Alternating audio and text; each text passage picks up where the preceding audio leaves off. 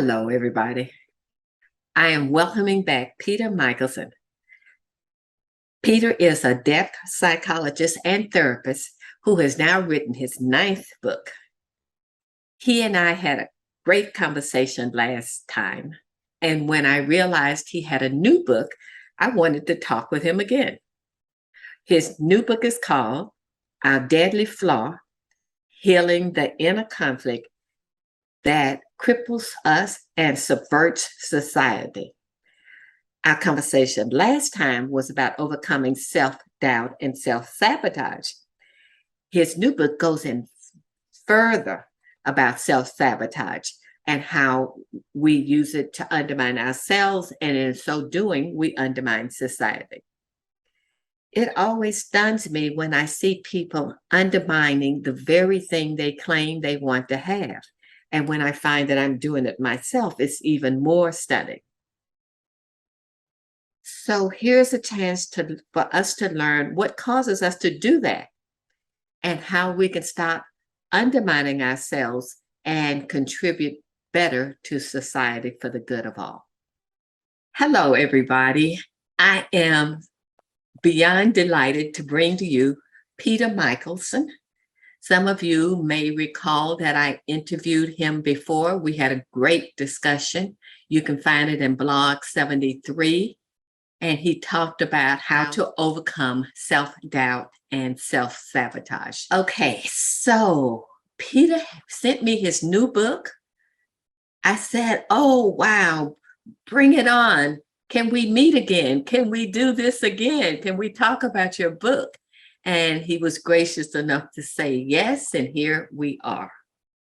He's a depth psychologist, and he's currently still seeing patients. And we're going to talk about the premise of his book. Welcome, Peter. Thank you, Jean. Pleased to be here again. I'm really delighted. So we're going to jump in on chapter 6, which is called Recognizing the Compulsion to Self-Punish. Right then and there, we got 5 hours worth of discussion. So that's impossible. So we're going to do the best we can in this little short hour. So talk to me. Tell us about the compulsion to self-punish and why we want to self-punish. Unconsciously, we are in conflict with our inner critic. And our inner critic is the agency within us, the drive or the force or the intelligence, even the primitive intelligence, that has a punishing nature. It comes at us with all sorts of allegations, insinuations, accusations about our assumed weaknesses or deficits or deficiencies. And it simply has that energy about it, a self-aggressive kind of energy. And if we allow it, if we take it seriously, if we don't see it clearly enough, then we absorb punishment from it. Okay, hang on. Let me make sure I got this, because we talked about this before. That little voice in our head that tells us something's wrong, we're bad, we shouldn't have done this, all of that. That's what you're calling the inner critic. Correct. Okay. Now, there are two voices. There's the inner critic, which is more punishing, and then there's the inner passivity, which is a sort of a weaker, more of a whiny voice, a self-pitying voice within us. But we're talking now about the inner critic, which is more punishing. Okay, so the inner critic said, oh, you're so terrible, you're terrible. And then the inner passive voice says, oh, you're so right, I'm bad. It accepts a lot of the punishment. Sometimes it tries to defend itself.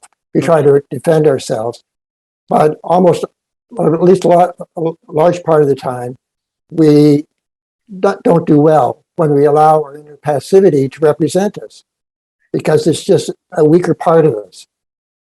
So we want to try and connect with our better self so that we understand when we're engaging with the inner critic, that we can stand on more solid ground and feel stronger against the inner critic and not allow its often irrational allegations to penetrate.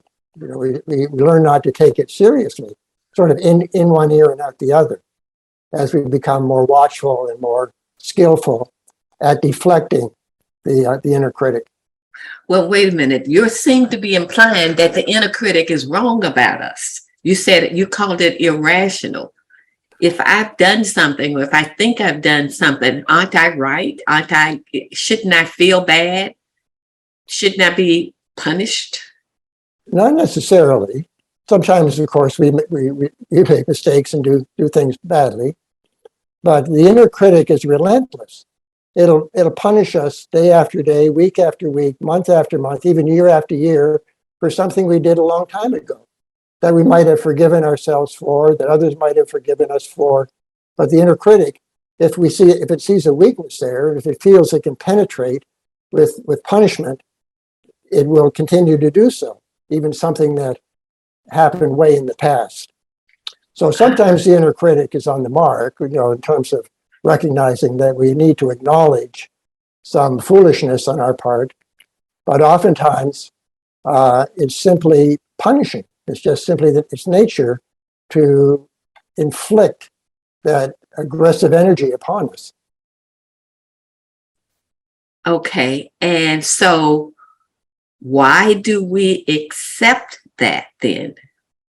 Why do we allow it to happen? Yeah, we allow it because we don't see it clearly enough. We don't see exactly what's happening. We feel the presence of the inner critic, but we don't recognize it for what it is.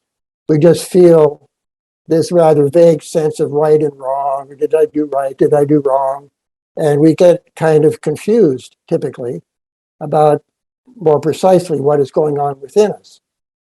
And we also allow it to happen because there's a passive side of us that somehow or other enables the inner critic, sort of plays along with it. That's inner passivity. Sometimes it'll defend or try and defend us, but oftentimes, as I said, it's weaker, and it just doesn't do a good job of representing us and our integrity and our goodness. It allows the inner critic to make all sorts of allegations that often are just entirely unfair, and sometimes they're really quite cruel and abusive. Okay, so when I first started teaching, and for the longest time, somebody would say something to me, and it would send me into a spiral. And it was like the sun just went up behind the clouds, and I would sink, and I could stay there for days, replaying that comment over and over and over again, wondering what I could have done differently. What you're saying is that was the inner critic that's operating, right? Yes. The inner critic now picks up on what that person said and repeats it back to you as if it's a loop going on in your mind. And because it can get away there with releasing that self-aggressive drive. It's just a primitive energy. It's just a primitive part in our psyche.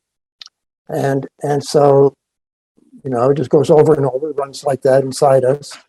And if we don't see it for what it is, we'll take it seriously. We'll believe that there's some validity in it. And we'll allow ourselves to be on the receiving end of that sort of mistreatment. Okay, so Peter, at some point, I recognized that was ridiculous, that I could teach. I didn't need to do that, but I was lost as to how to stop the voice. Well, yeah, that typically is what happens.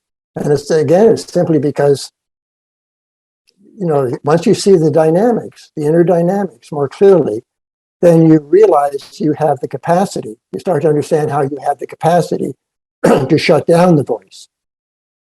And that really comes from understanding the passive side more clearly. Okay. The passive side is kind of like an emptiness inside. It's like a no man's land that our consciousness hasn't penetrated. And so it operates on its own principles. And its own principles are kind of weak, and they do not really represent us very well. And so if we don't see that, I couldn't defend myself. Yeah, so then you can't defend yourself, right? Because all you got is your inner passivity trying to do it, and it's not enough. Your consciousness has to come into the awareness there so that your consciousness goes in there, penetrates that area, and now you feel more connected to yourself, connected to your value, integrity, and goodness, and you are then refusing to allow the inner critic to say those kind of things or imply those kind of things because it has no business butting into your life. Okay, so you've used, okay, so we got the inner critic and the inner passivity over here, and you've contrasted with better self and consciousness. So say more about those two terms and how are we supposed to find them somewhere in ourselves? But the better self is it's kind of the belief in yourself. Okay. It's just what we're capable of, what we aspire to. It's us being at our best instead of at our worst. We're in conflict. We want to be strong consciously, but we have all these ways that we can be weak. So when we're strong, we really connect with that, and that becomes part of us, and that becomes more stable within us. Then we're connecting with our better self. If we're not connecting with that, and we're more on the more weak or unstable side, then we're connecting with a weaker sense of self. And so the whole idea is to become conscious of those dynamics, conscious of all the elements of that, so that we understand more how we can ourselves use consciousness as a way to become healthier, stronger, and wiser. Okay, so I'm trying to remember how I got myself out of that. I went into therapy doing some part of that, of course. Whenever my life gets out of balance, I do a workshop, go into therapy, I do something. Mm-hmm. So I think that helped. But I'm trying to think of the mindset change. And I think the mindset change is what you're saying. I just decided I was better than that. Good. Well, that's you connecting with yourself. Yeah, that's you. Sometimes you don't always have to see those inner dynamics. Sometimes just kind of intuitively or some other processes, you can connect with yourself, and then you start to manifest your stronger qualities and your stronger aspects. So that's probably what happened then for you. Okay, so here I'm looking at your book. You're saying, I'm looking at this. You say here the inner critic's job is to criticize, and the inner passivity's job is to defend. So explain this defense again, because I was beating on myself. Yeah. And accepting it, I wasn't really defending it until I got stronger. So well, you might have been defending it. Sometimes the inner defensiveness is, just sort of semi-conscious. So you might have been defending it, but perhaps not as effectively as you could have. The problem there is that once you start defending, then you give credence to the inner critic. It's like you're starting to take the inner critic seriously. So ideally, you don't want to defend. You just want to be able to look at the inner critic and say, you're just nonsense. You're nonsense. Go away. I'm not going to listen to you. You're full of you know what. So you learn not to take it seriously. Well, you say something similar to that in the politics chapter, which we're going to get to. But basically, the idea is when you're protesting too much, you're acknowledging the credence of that power. Yes. The more anxiously you defend yourself, the more you're giving credence to it. You can see it, say, when a couple is arguing, and one partner is leveling all these accusations against the other partner, right. And then the other partner gets all defensive and tries to make all these excuses and I'll give all these reasons why it happened the way it did and so on. So this person is now becoming all defensive. And this just gives credence to the person who's doing all the accusing, because it'll just often make the accuser even more vigorous, with all the accusations, because the defensive person is really taking it seriously and getting in there and defending. And if you don't defend like that, it's kind of like dropping the rope in a tug of war. And then you can get more into the heart of the conflict between, say, the couple. You can penetrate beyond that back and forth accusations and defending and get more deeper into the issues for the purpose of resolving them. Okay, so that back and forth defense, counter defense is basically what we have going on politically right now. Yes. Counterattack, counter defense, back and forth. And you're saying the way, I don't want to jump ahead to that chapter yet, but let's finish this one sentence. The way to counter that is to recognize that you're caught in that loop. Right. Yeah, the more conflicted you are within yourself, the more you'll see the world in terms of conflict, and the more you'll get triggered by all the challenges of life. All the ways that you can disagree with people. You'll start to get triggered emotionally because conflict is how you experience the world. You start starting with yourself. And so it extends outward into the world, and you'll just see the world the way you experience your own inner life, through conflict. If you're in harmony with yourself, then your emphasis is to look for harmony in the world. And be a force for creating harmony in the world, because that corresponds with how you feel on an inner level. I have friends, and it's more than one, and I'm saying that in case any of my friends hear me and think I'm talking solely about them. I have friends who literally are fearful of what's going to happen in the world, and with democracy and with the country, and just live in a chronic state of fear. Are you suggesting that comes from some kind of fear already in them that they're projecting onto the world? Yeah, everybody has some degree of inner fear. It comes out of childhood. Children can easily become scared and afraid of things. Certainly they can easily feel helpless. So there's some rationale for why they would be fearful. But with this inner fear, we feel it on some level inside ourselves. We usually can't differentiate it. We can't identify exactly what it relates to within ourselves. And we tend to project it then outward into the world and see reasons, quote, reasons why we think we should be fearful. Reasons that seem to justify our sense of fearfulness. And unconsciously, we'll even go looking. We'll be determined to see things through a certain bias that appear to be reasons to be fearful, when in fact we're just looking to somehow rationalize our own inner fear. Okay, so I can just hear somebody saying, but we are facing a climate crisis.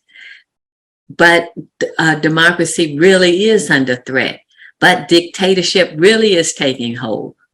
But people really are starving, and income inequality is ridiculous. Well, that's all true. But in a sense, they're two separate things. There's that reality.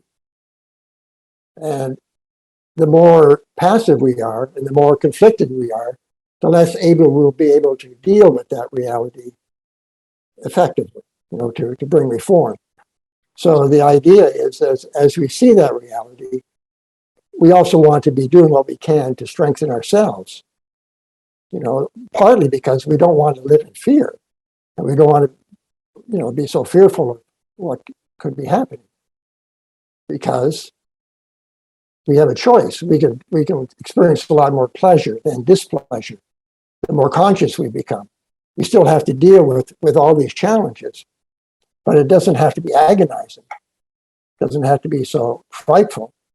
It can be more heroic, rise to the level of being more heroic, where we rise to the excitement of the challenge and feel ourselves being at our best. Okay, so you're distinguishing, and I'm really feeling this because I hadn't, every time I talk to you or read your stuff, it's like I'm just bursting with new connections. There's the external reality, and then there's what I allow my perception of the external reality to do to me. Mm-hmm. And whether I let that mess with my life and my sense of self. That's the distinction you're making. Do I have that right? Correct. Mm-hmm. Yeah. Yeah. The outer reality, which to some degree, we can feel that we have a certain helplessness there. I mean, sometimes we want to engage with it, of course, and try and be reformers. But at other times, it's easy to feel like we're helpless on that level. And so if we experience it that way, that'll become distressful for us, because that'll accentuate that helpless feeling, and then we'll go deeper into a sense of weakness. So there's the outer reality, but we bring our own psychological awareness to it, you see, and thereby we become more able either to assimilate it, to live with it, or to engage with it, ideally, to engage with it in such a way that we're part of the solution. Engage with it. What I sometimes tell people, and I have one friend who literally is not doing really anything except reading the papers and watching the news and getting more and more afraid. What I say is go into action, volunteer somewhere. As you're saying, become part of the solution. I know for me, part of the reason I'm not down under is because I feel like I'm contributing to the world. You're being at your best. You're doing your best. Yeah, absolutely. Yeah. And you can't do better. So, that's where your joy is going to come, even though all this horrible stuff is going on in the world.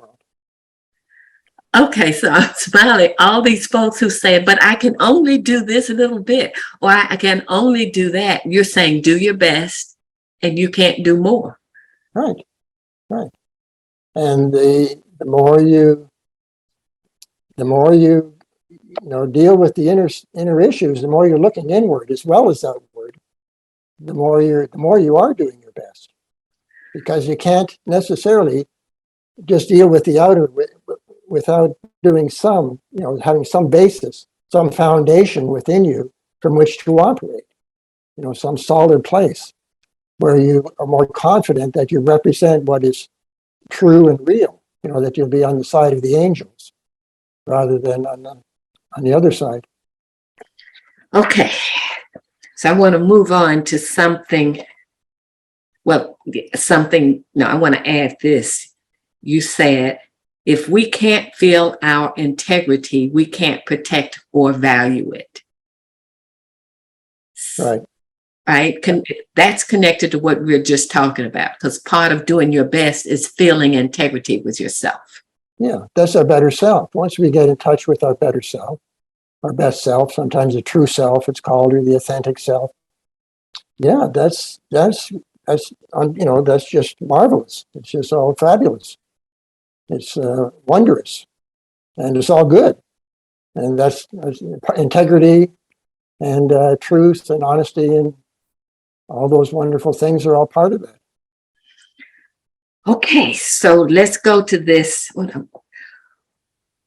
When we are receptive, I'm reading, when we're receptive to punishment, we're more willing to inflict it on others. Hence, we treat others or regard them the way our inner critic treats us.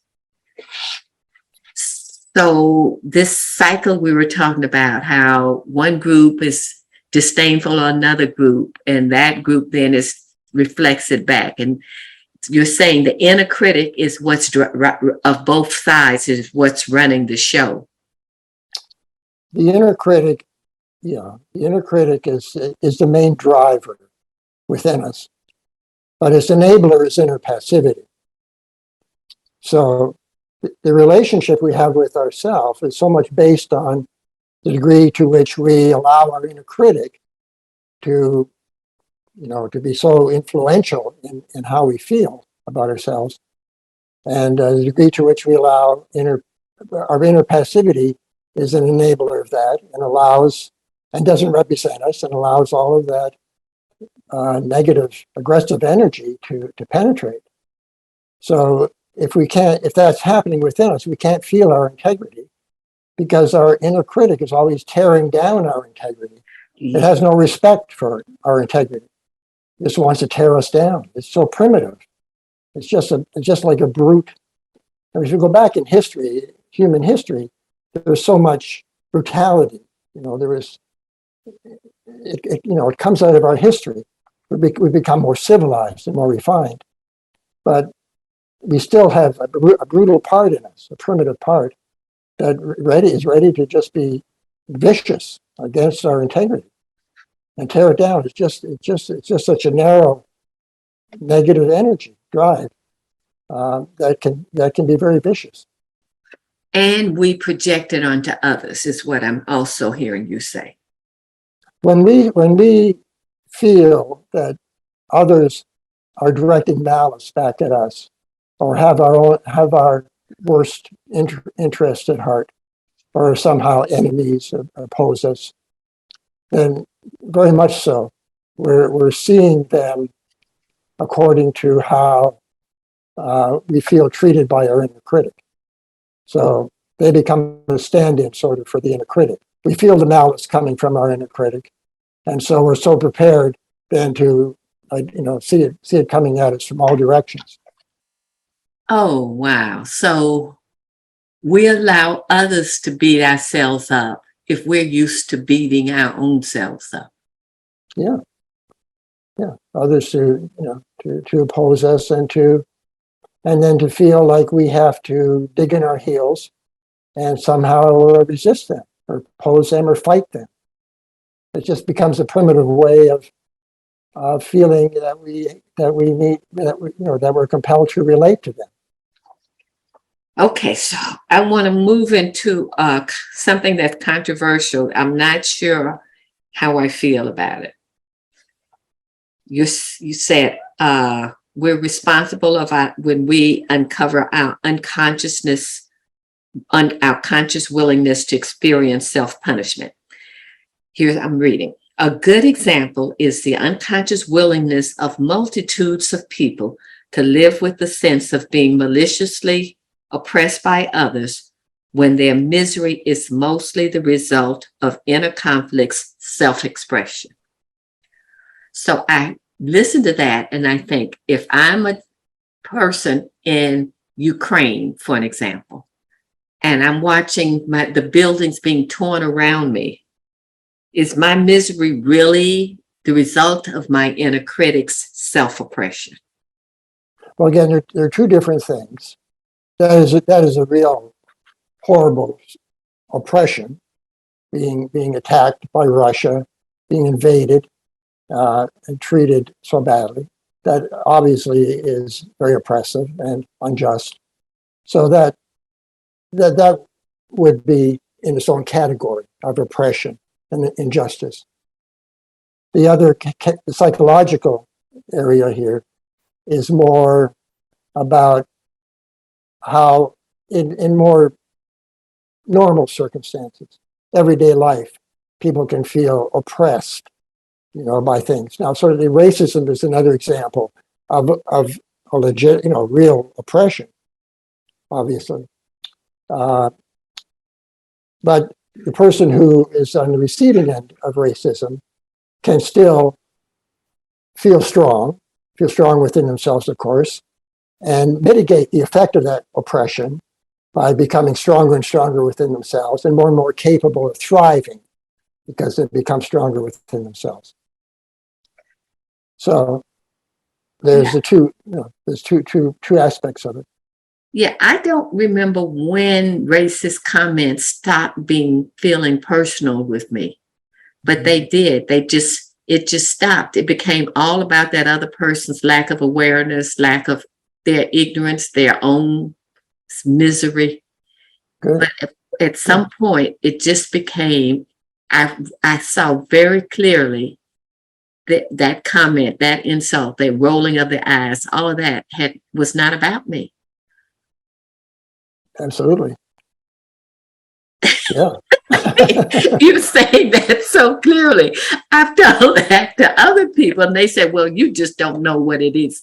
You just don't know what it's like. And I'm thinking, no, I don't think so. But, that train has left the station. I grew up with oppression, and so I don't need to recycle it. Good for you. Right. Well, you certainly see this. Yeah. Yeah. It's a wonderful thing when people realize they have this inner power to neutralize that incoming hostility and malice. You just see where the other person is at. Yeah. Because you're more conscious. You're more conscious than them, and you see where they're at, and you say, well, I'll help them if I can, to get more conscious. But in the meantime, I'm not going to be hurt by all that nonsense. Yeah, it's like before they had power. They had the power to hurt me, and now they're just human beings trying to get along in the world. Desperately and rather badly trying to feel their own power. Yes. Desperate for a sense of power. Yeah. That's it, exactly. By putting using me to try to feel their own power. Right. Whoa. Okay, yes. Okay, so new topic. You can tell I'm getting excited. Okay, new topic. Self-doubt arises when parents, through inner passivity, identify with their children. So we identify with people. You're saying here that it becomes hard to, I should begin at the beginning. I'm going to start that whole part over. Parents and people in general often experience self-doubt over their right to be assertive or commanding. I run into that a lot in doing leadership coaching. People are so eager to show that they're collaborative and accommodating and inclusive and all of these wonderful things that they get walked all over. The person is not respecting them. They're not respecting themselves. Yeah. And so what you're saying is you're putting it here as part of the inner passivity, that's dominating. Am I reading that right? Yeah, because of inner passivity, people can be uncomfortable with the feeling of power. It feels their own impression, their own sense of power is that it's going to be something perhaps that's inflicted upon them in a way that's unkind or insensitive. And so they can associate power, they can identify with the person on the receiving end of power and imagine that person is interpreting it as if it's somehow insensitive of them or unkind to them. And so it's kind of a confusion. They don't see it clearly enough.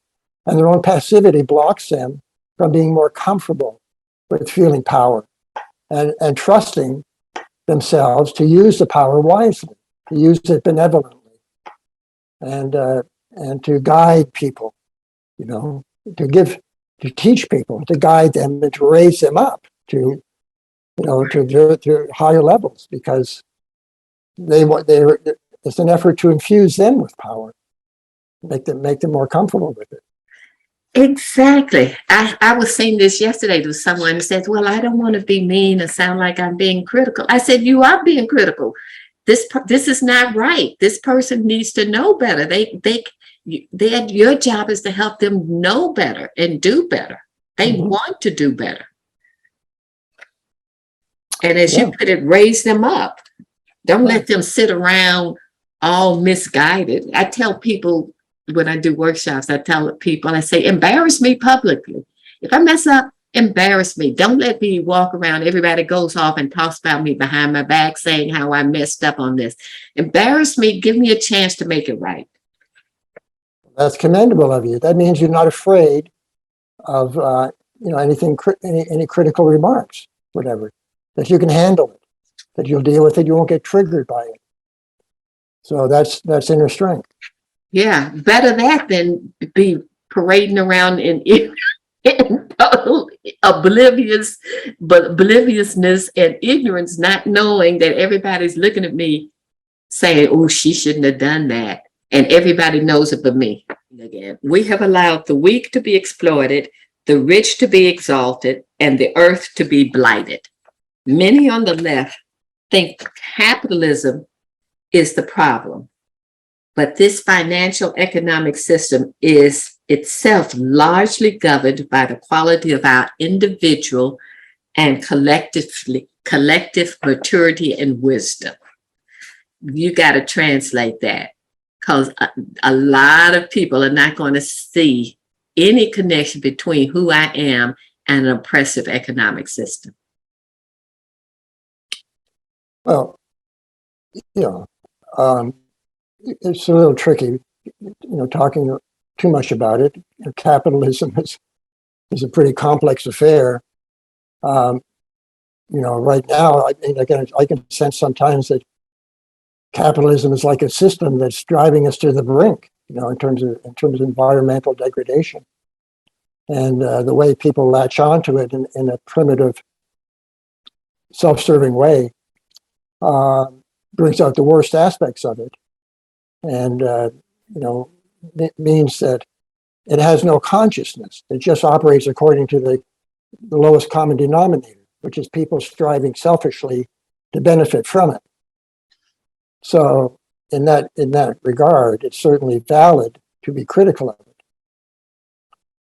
But all we can do really is bring our own consciousness to it, acquire what we can of that awareness and do everything we can to reform it. So the more we bring our wisdom and awareness to it, the more we're going to be interested in reforming it. And, I think that's happening to some extent, for sure. Certainly any legislation that tackles climate change is doing that. So, again, it all comes back to us. How are we individually going to be part of the solution? So shouldn't we fight? Well, there's different ways of fighting. I mean, you can, my way of fighting is just to penetrate deeper into all the aspects of it and see the psychology, try and make the psychology of it all as apparent as possible. So that becomes useful or valuable knowledge that can be part of the fight. That's one way of fighting it. But I think we have to fight it with our intelligence, and our awareness, and certainly not violently, of course. Okay, are you using consciousness and awareness as synonyms? Pretty much so, yeah. Yeah, I generally mean higher consciousness. Just higher consciousness, just a consciousness that understands human nature more fully and more expansively, and sees deeper into our weak spots, in the areas where we need to grow. That's generally what I mean by growing consciousness. Okay, so one of the things I often say that people don't understand change. They don't understand how people change. And they think by walking up to a person and tell them how sorry they are, that's somehow supposed to motivate change. And what you're saying is that if we want to address these oppressive systems, we have to have an understanding of what's happening. The system itself operates on autopilot. we have to have some understanding of the psychology of the individuals who are motivating it, running it, or whatever, or whom we're trying to address. Right. And have an understanding at a deeper level of them. Yeah. And if we bring that to the table, in the ways that we can, then that's going to influence everyone. That's going to influence the people who want to see things work properly and things go well. It's just the process whereby we make change happen. We just bring that awareness and that insight into the forum and make it part of the discussion.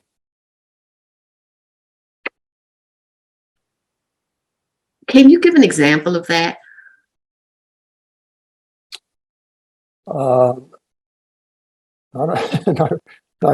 let's take that. You talk in the book about the pro-life versus pro-choice folks. Can you apply what you're just saying, imagining a discussion between those two groups?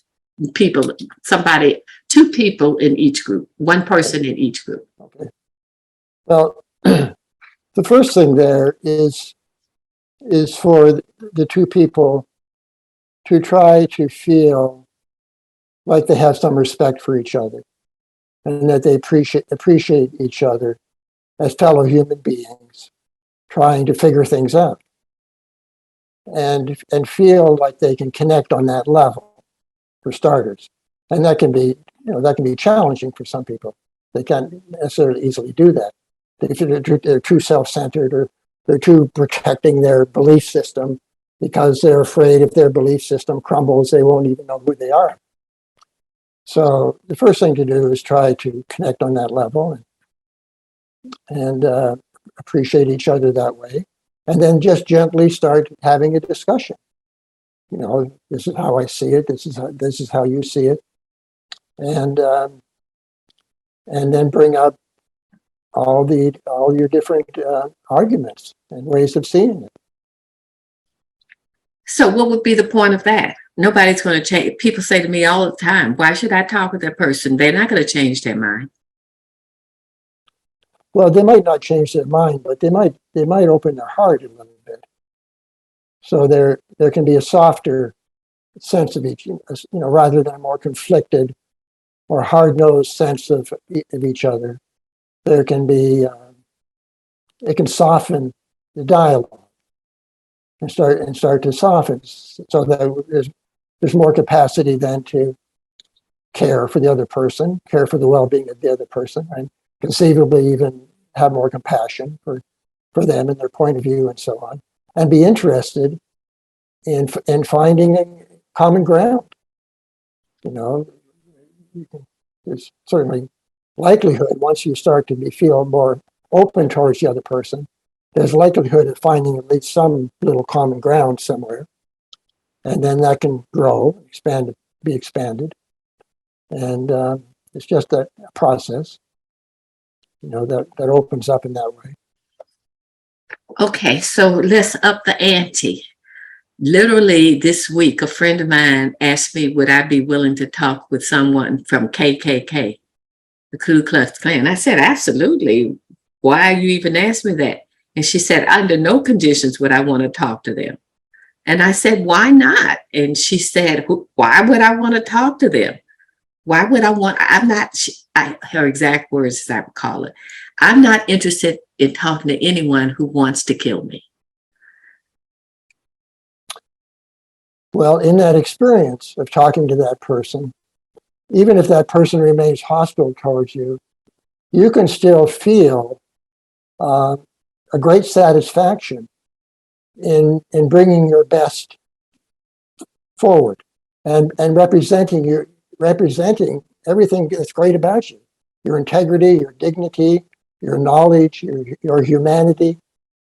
You'll bring all of that to the table, and that'll feel great for you. So even if you don't have much influence on the other person, you'll feel pretty darn good about yourself. Yes, and you're bringing something positive to the world Right. instead of all of this animosity. Mm-hmm. You're bringing the positive energy into the world. Right. Wow. Okay. I have one more. I just have a note here. I want to read this. I think we've already covered it, but I love this. What gets in our way is the idea that power is inherently manipulative or abusive. And that's part of our resistance to becoming more powerful. So we don't want to be powerful because we regard power as manipulative. That's what you're saying, right? Yeah. We'll tend to identify with the person that is sort of being subjected to our power and feel somehow or other that they're not liking it, they're feeling oppressed by it, or they're feeling manipulated or controlled by it, which then comes back to our own issues, our own sensitivities. And so our own issues, our own sensitivities make it harder for us to see our way forward and to grow. They hold us back. So if I disrespect power, how can I allow myself to be powerful? Which means, how can I allow myself to bring forth my better self? Is that how that connects? When you say disrespect power, I'm not quite clear what. Okay, if I think power is inherently manipulative or abusive. Well, you begin to see that is, you begin to see the bias that you bring to that sensitivity. You see your own bias. You see why you have that particular take on power. It's based on your own issues, your own issues with power, that you yourself can't quite allow yourself to feel it, partly because the inner passivity gets in the way, partly because you're conflicted, partly because you're still somewhat passive to your inner critic. And so you don't have and you're somewhat disconnected from yourself, so you don't trust yourself more fully to represent power wisely and benevolently. Yes. And so you lose your footing. You don't quite know what end is up. You've got too much going on there that you're not seeing. Okay, so I'm thinking of people I know who don't want to feel powerful. And that you're saying they're not giving themselves the credit to be able to use power wisely. Yeah, they're basically somewhat afraid of it. They're afraid of it from others, and they're afraid of it in allowing it to blossom in themselves. Wow. And partly there's resistance to the whole process because as you grow, whether it's becoming more powerful or wiser or just happier, it feels as if you're losing all your own identifications, which is your own ego sort of sense of self. It's your ego-based sense of self. And it feels as if you lose that you won't even know who you are. Like some mysterious stranger is going to step in your house and take over the place. You won't, so there's a resistance to that. It's like you sooner hang on to what is familiar than risk allowing all this big unknown to come into your life. Okay, every time I read your stuff or talk with you, I get new insights. It's like a bottomless well of pearls of wisdom. So tell us the name of your book, how they can find it, and how they can reach you. Okay, it's called Our Deadly Flaw. Its subtitle is Healing the Inner Conflict That Cripples Us and Subverts Society. And it's available at Amazon. It's also available through my website, which is whywesuffer.com, which is a website dealing with depth psychology. And they can go there and email me if they care to, and get information about doing sessions and such. Okay. Peter, this has been magnificent. I thank you for it. Every time I think of the name of your website, I break into a smile. It's a stroke of genius, whywesuffer.com. I think that's just as cool as a name of a website as anything. Thank you for sharing your time and your wisdom with us. It has been just a delight for me. And I encourage everybody to go to whywesuffer.com and buy your book. Thank you very much, Jean. I really enjoyed it. That was a fascinating discussion. So here are my takeaways. First, I have a much clearer understanding of the battle between our inner passivity and our inner critic. Our inner critic comes from our parents or whomever told us we weren't good enough. Our inner passivity is the weak part of ourselves that may even try to defend us, but because it's the passive part of ourselves, it doesn't do a good job. The battle between our inner critic and our inner passivity affects how we feel about others whom we regard as oppressive or whatever.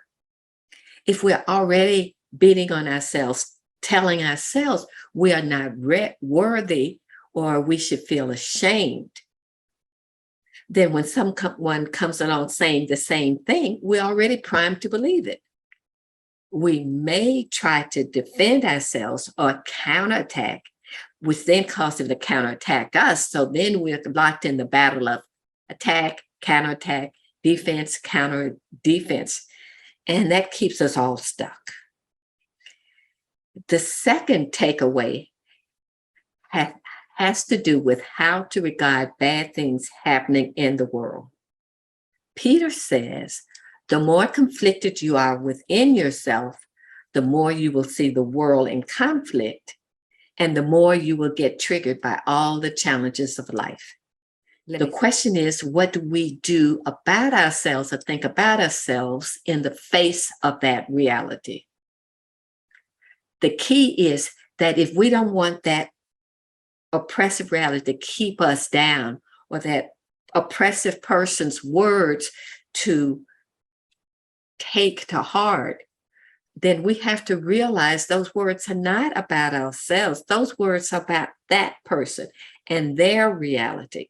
We don't have to take that into ourselves as real. If someone implies that I'm not worthy, I'm this or I'm that because I'm Black and I'm female or whatever, those words will hurt me to the extent that I allow them to and feel that they're real. I think a lot of people have a trouble with that idea. They'll think, oh, those words came at you and you should feel badly about that person.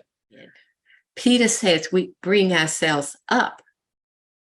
Don't let external forces or people dictate how we feel about ourselves.